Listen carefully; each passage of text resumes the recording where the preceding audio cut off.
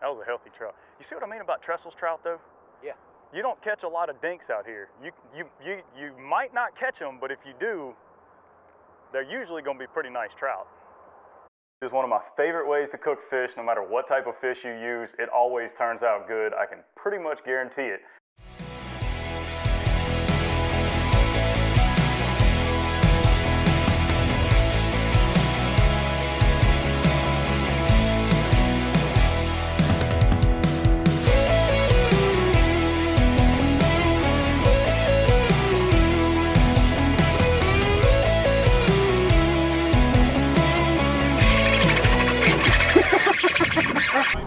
So y'all can see this is all bait pods right here, right next to this bridge. That's what we were looking for. We had a couple of bites over there, and I trolled that side. Oh, big bait ball right there.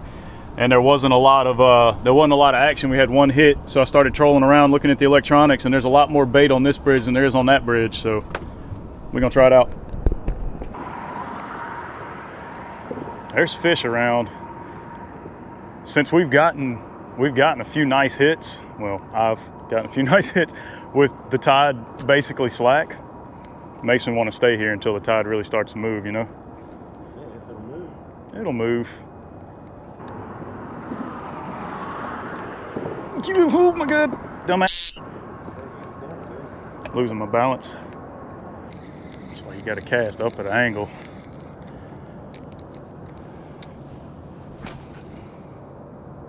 Casting up there, by the time you get it in, you're at the bridge. That's fine. You covering everything from the middle all the way up to the bridge. It's fine with me. There he is. There he is. That's a trout. I feel the head shakes. All right. First hookup came way out there. That looked like it might be a keeper, Ed. He ain't no monster, I don't think. Nah. Oh, he's not bad. Yeah, that's a good one. That's a healthy one right there, boys. First hookup of the morning.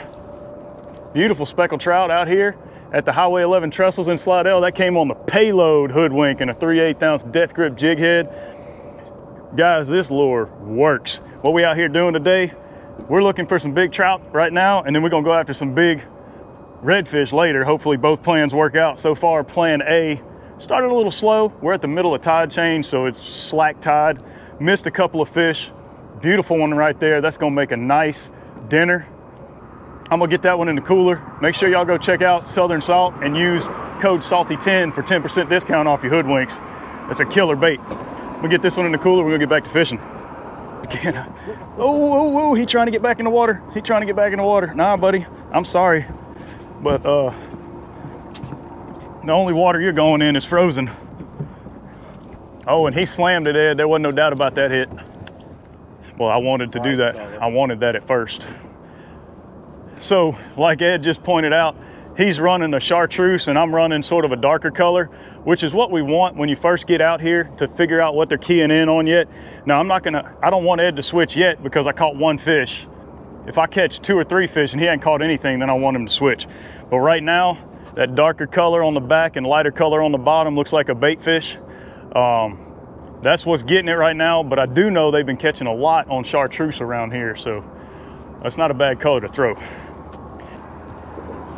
Another thing, guys, it just goes to show you, right here, we got our back against the Highway 11 bridge, and this is the Highway 11 train bridge, and we were fishing parallel to the Highway 11 bridge, and I just decided to launch a cast way up there by the Trestles, which we fished earlier, and didn't catch anything, and it just happened to come out here near the Trestles. So don't focus on one spot. You can't, if you're not catching something, make sure you cast all around you, because you could be sitting on top of the fish, they could be behind you, whatever. So make sure you do a little fan casting before you leave the spot, just in case. He came way out there too, Ed. You saw how far out he was? Of course, we just fished over there. Yeah, but we was on top. I think we were too. That was a healthy trout. You see what I mean about Trestles trout though? Yeah. You don't catch a lot of dinks out here. You might not catch them, but if you do, they're usually gonna be pretty nice trout. I guess I turned that camera on just in time, huh? Yeah. It wasn't but 3 or 4 casts after I turned it. There he is. That one's right under the boat. Another decent one. He was right underneath the boat, Ed. That first one came almost touching the trestles. This one came dang near, right underneath the boat, and he just crapped all over Ed's boat. Good thing we got a wash down pump. At least it's not my boat.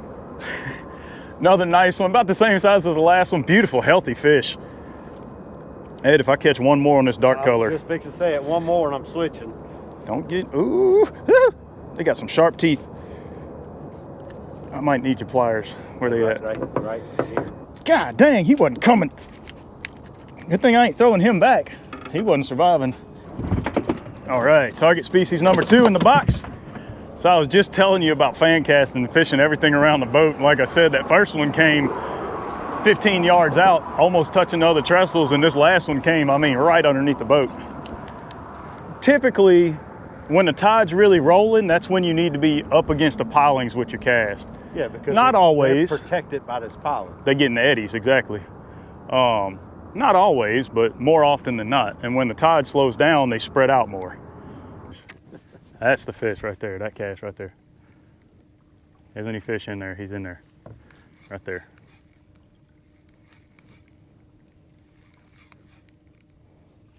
That was a hit. Little bitty hit though. There he is. Oh, cast off that point. That was a better hit. I actually felt the pressure for a second. Good Lord. This thing had me thinking it was a red for a second. That's a nice bass. Oh, good Lord, look at the chunky bass on that one. All right, guys, we've been bouncing around a little bit with not much luck after the trestles, but I just hooked a tank of a bass. That's the biggest bass I've caught in the marsh in a while. And he came on that payload, same thing, right off the backside of these jetties over here. And he had me thinking it was a redfish for a second. He took off running, shaking his head. That's a big chunky one, but I think we're gonna put him back. He's bleeding, but it wasn't in his gills, it was in the top of his mouth, so he'll survive. We'll see you, buddy. That ain't exactly what we're looking for, but considering how the day's gone so far, I really thought that was a red for a hot second, Ed, I ain't gonna lie. Ed just missed a world record redfish right here on like the first cast, so we're gonna give it a few minutes. They missed Darlene. He had dinner on the line. He just couldn't bring it in. So this is your reminder to check your tires. Luckily, we're only about 2 miles from the exit to get off the interstate, but we still had to change that tire out. Had a blowout right there on the interstate, and it had good tread on it. Check your tires, make sure you check your pressures. Replace your tires every 2 years, folks. I preach it every day to my customers. Every 2 years, replace your tires. Well, you heard the gospel as spoken by Eddie Banks. That's it for us. We'll see you next time right here on Salty Bottom Outdoors.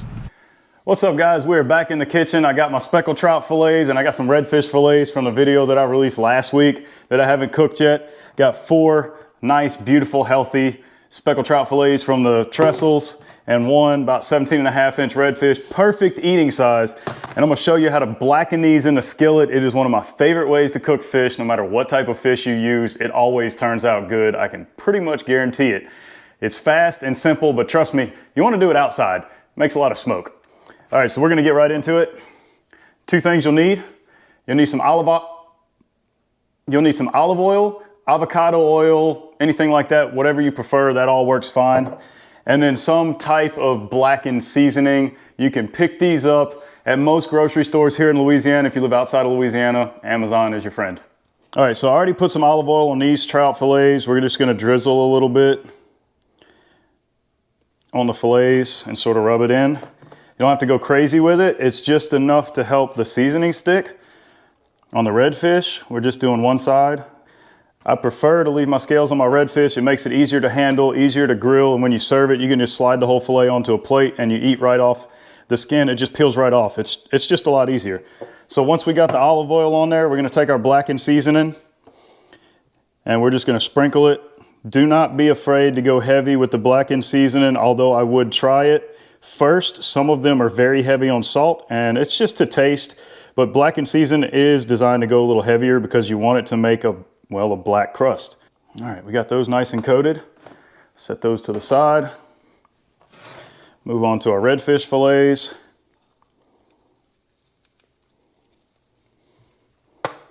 And that's it. That's all the seasoning you need. It's all in there. We're going to prep this. Now, you do want to have a cast iron skillet for this. I've never tried it any other type of skillet, but if you want to do it the true Louisiana blackened way, you got to have a cast iron. It dissipates the heat better. It just works better. Trust me, guys. Get you a cast iron. Try this out. All right, guys, last ingredient, we're gonna need some butter. So I've got the cast iron skillet heating up on a barbecue pit right now because we don't want to do this inside. So we're gonna plop that butter in there. And you want a very hot skillet, guys. You want 500 degrees or so. Run that butter around that skillet good. Take your fillets.